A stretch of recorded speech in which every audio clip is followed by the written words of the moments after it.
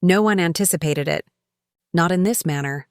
The legendary harem member and Dipset veteran Jim Jones is now shackled and encircled by flashing lights after being discovered dead in the middle of a full-blown drug research.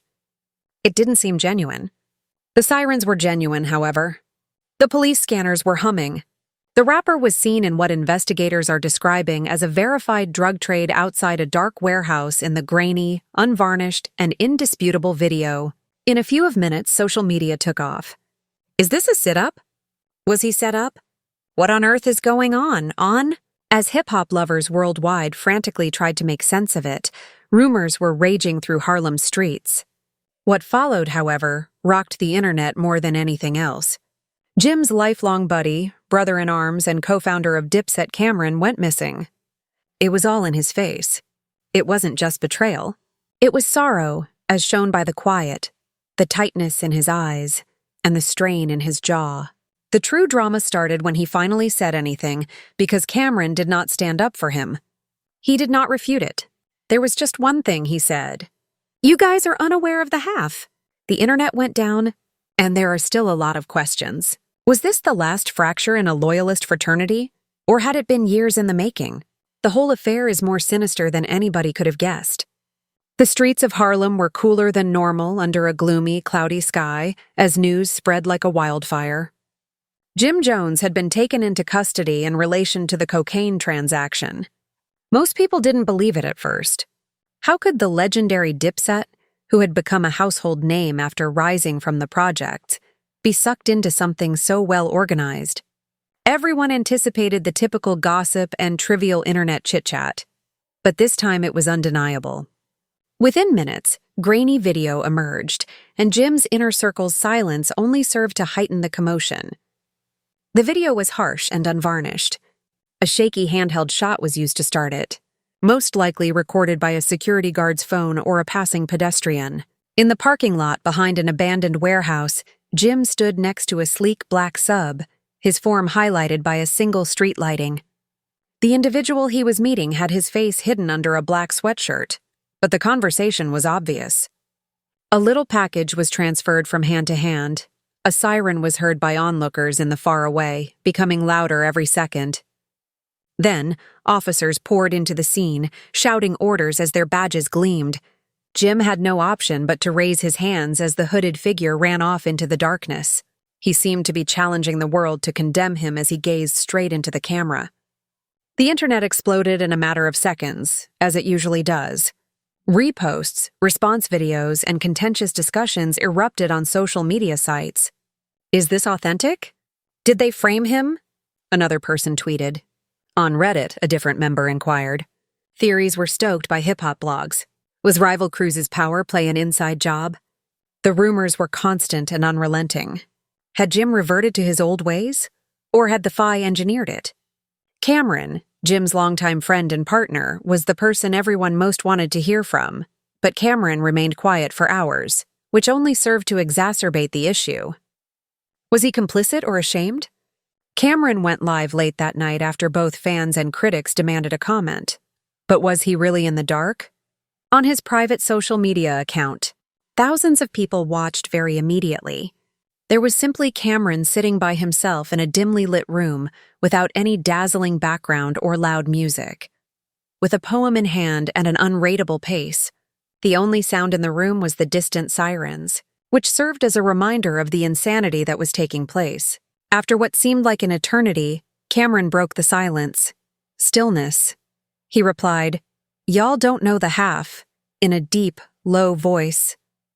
Comments came pouring in. People pleaded with him to say more, to provide background, to defend his sibling. However, Camron only gazed at the camera, his eyes displaying a mixture of disappointment, rage, and a deeper sense of betrayal.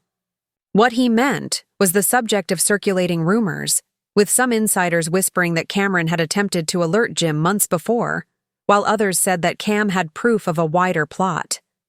While local media sat outside the station, expecting for a statement from investigators, viewers were waiting for every word, yearning for answers amid a whirlwind of speculation. Jim had been under investigation for weeks, according to sources, and by morning he was charged with distribution and intent to distribute an unidentified prohibited narcotic. Allegedly, a network spanning from New York to Atlanta had been planned out using surveillance footage. Phone data and undercover informants, and the chemicals involved were high-end designer pills rather than the usual street opioids. Law enforcement insiders speculated that these pills may sell for hundreds of dollars each. Thus, Jim Jones was confronted by some with disparaging comments, and others who gave him handwritten cards and flowers begging for his release. There were satellite dishes pointing upwards along the street, and many stopped to capture the chaos on their phones, adding additional video to the ever-increasing amount of material. Jim has been in serious danger for months, according to an anonymous user on a well-known site who claimed to have inside knowledge. Tour deals kept falling through. Sales of new music fell down. He became desperate. At that point, he began doing favors. Moving favors quickly became a viral meme. Photographs from years before showed Jim at secret gatherings with people now known to law enforcement, and some conjectured it was code for arranging connections, trading illicit drugs for money. Every picture was examined, every detail examined, and then a short but revealing text exchange between Jim and an unidentified contact surfaced. The contact inquired, "Did you deliver?" "All handled," Jim said. No timestamp, no context, just the tantalizing evidence that something clandestine had been simmering. Just keep silent. Online groups were rocked by just one text, and conspiracy theorists claimed the government was framing well-known rappers as an example. As soon as the video went viral, the distinction between reality and fiction became hazy, and skeptics used the text as proof of misconduct. Jules Santana, another Dipset associate, contributed to the fascination when he shared an old picture of himself with Camron and Jim with the words, "Loyalty cuts deep." Supporters argued about whether it was a sign of unity or a subliminal insult to Jim's alleged treachery. With hashtags like TeamJules and WearCam circulating across platforms, the uncertainty only served to fuel the flames. A local nightclub staged a vigil for Jim amid the internet mayhem. The mood was a mix of protest and remembrance, with patrons gathering beneath flashing neon lights, some wearing sweatshirts with Jim's face emblazoned on them, others sporting Dipset t-shirts. The words "Free My Brother" scrolled in strong characters behind a depiction of Jim behind bars painted by a mural artist standing at an easel. Simultaneously, followers investigated Jim's latest lyrics in an effort to uncover hidden meanings, giving seemingly meaningless lines new significance. "I've been..." Every lyric became subject matter for examination, as vloggers and podcasters argued about the chronology of events, speculating about when the purported agreements may have taken place. "Moving Through Shadows" now sounded like a confession. On the legal front, prosecutors were apparently developing a case that went beyond Jim, perhaps identifying co-conspirators and exposing a multi-state operation, and sources close to the inquiry suggested a more comprehensive indictment was imminent. The fact that Atlanta connections were implicated further added to the mystery, as rumors circulated that subpoenas for bank data and conversations had been sent to Love and Hip Hop Atlanta, cast members and others. And throughout it all, Camron's voice continued to be the wild card. Following his first live, Jim's arrest became part of a crackdown on a bigger network. Fans questioned if he was bargaining behind the scenes or whether his quiet indicated a rupture between him and Jim when he vanished from social media. A few hours later, he shared a mysterious picture of two. When he posted a picture of himself with broken shackles and no message, speculation erupted. Was he implying freedom in the future or a vacation from the gym? I pleaded with him to quit that life. According to insiders, Jim had been approached by Rashida, a longtime acquaintance and neighbor, only hours before his arrest. Reportedly informed a confidence that it was worth the risk. Rashida's team released a statement expressing worry and cautioning fans from making hasty judgments after being approached. A well-crafted statement did nothing to stop the rumors, and as darkness returned to Harlem, another video, this one taken inside the warehouse and including Jim, leaked from an unidentified source. The camera rose upward to see a familiar person leaning against the wall, Camron. He was counting bundles of cash on a metal table before putting something in a pocket. Jim looked at him, nodding as if to give his consent, and Camron walked forward, his face half in darkness, partly lit by a flickering bow. Moved forward, said something that could not be heard, and left. Jim went back to packing, and the tape ended. Questions were raised regarding Camron's role if he had been there, even under the pretense of friendship, as the news sent shockwaves beyond Harlem. Was he more then? Was he the one who set Jim up? Or was he just a passive observer? Part 1. Just a passive observer. Part 1. Concludes with the internet commotion reaching a fever pitch, with every hip-hop writer, fan page, and pundit rushing to analyze the tape. Now that the second video was out, everything was different. This was no longer simply a Jim Jones narrative. Was Camron's tale too, and the full extent of the scandal was only just starting to come to light. The impact of the second video was felt across the hip-hop world, even in the midst of the flickering ball and the astonished hush that followed. By now, there had been more leaks, murmurs, and whispers than official statements, and plainclothes detectives were visiting Jim's mother's brownstone to interrogate people. Camron's townhouse was surrounded by paparazzi waiting for a response, and Harlem's already tense streets seemed like a pressure cooker on the verge of blowing up. Inside Jim's circle, terror was Jim was supposed to perform later that evening at a tiny club, and his manager, Tony 50/50 Martinez, was pacing the backstage area as he sat in. Martinez's phone was constantly buzzing with calls from, in a tight voice. He eventually spoke to one of the terrified cast members, attorneys, and promoters. "Yes, I know we need a statement." He hung up and sank into a chair with his head in his hands. "What the devil did he do? No, he's not talking yet. Yes, I've instructed everyone to stand down." Jim's longtime hairdresser, Ela, hovered nervously, running a hand through her locks and asking, "Get himself into this time?" Martinez glanced up, his eyes bloodshot, and he declared he was clean, that he was done with that life. "This is more serious than we first believed, even if there are now no formal indictments or paper trails." The video also shows Cam there. A tiny group of publicists and aides met in a small office above a record shop in Bedford-Stuyvesant, while Camron's own camp frantically tried to control the story.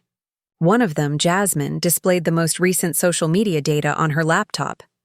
His most recent live stream had 2 million views in only 50 minutes, and the comments are crazy. Eyes widening, she scrolled. Is he snitching? Did he set him up? Where's his loyalty? Antonio, a more seasoned publicist, leaned over and said, "We can't just spin if we don't get ahead of this. Cam's career is toast. People saw him there. We need confirmation of his location and context. We need a statement from Jim, and more crucially, from Cam himself, both before and after." However, Cam was nowhere to be seen. His social media accounts were quiet, and his phone went straight to voicemail. Insiders suspected that he was laying low, collecting information, or even doubting his own participation, as word spread that he checked himself into a private retreat upstate, a so-called creative recharge. The FI had been following a ring that utilized celebrity cover to traffic designer pills, known on the street as nightmares, according to an unidentified officer in the narcotics division, who acknowledged an increased probe on the part of law enforcement. Jim's identity only came to light after undercover agents recorded him during many encounters in New York and Atlanta. They moved stealthily, using encrypted messaging applications, and took advantage of industry gatherings for dissemination. Detectives discovered security film showing Jim entering a hotel room in Atlanta with 2 individuals who were subsequently arrested on drug charges, and the video of him passing off the box outside the warehouse was just the first step. He was there at exactly 2:17 a.m., according to phone records.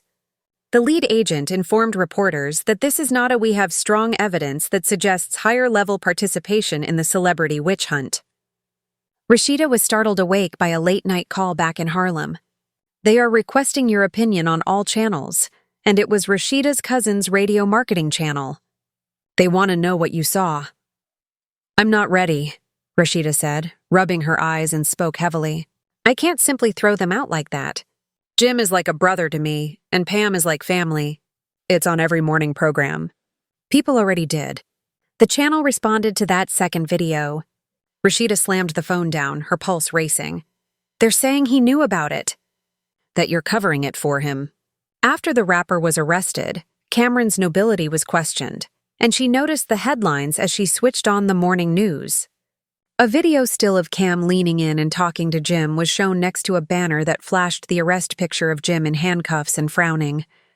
Rashida struggled with loyalty and self-preservation, deciding whether to speak out and risk alienating two of her closest friends, or to remain quiet and risk being complicit. He spoke in a steady, controlled tone, but Rashida could feel the pressure, and Rashi listened while she contacted men for advice. This goes beyond all of us. We must accept the facts while also protecting the family, and if Cam is on that video, he has to provide an explanation. What do I do every moment? Reddit conspiracy theorists built timelines using interview dates, hotel check-ins, and performance schedules. A popular thread claimed that a mysterious line in a recent Jim Jones song, "I move silently through the night," was an admission of guilt, while another said that Jim and Cam had used industry showcases as a pretext for meetings with the trafficking ring. One StreetEyen user said on Twitter, Cam would defend Jim if his allegiance was genuine. This quiet says a lot. Another user retorted, saying that he would wait for the facts before blaming his brother.